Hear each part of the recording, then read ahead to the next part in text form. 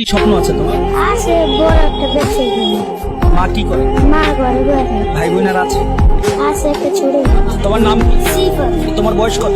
12। তুমি পড়াশোনা করো? না আমার আসলে হাড়ের সমস্যা তোমার পড়াশোনা করতে ইচ্ছা হয় না? প্রতিদিন মুড়ি বিক্রি করে কত টাকা আয় করতে পারো? হয় 4-500 টাকা। এই টাকা দিয়ে কি করো? টাকা দিয়ে মারে দিই আপনার দিই। বাবা কি কোনো কাজ করতে পারে না?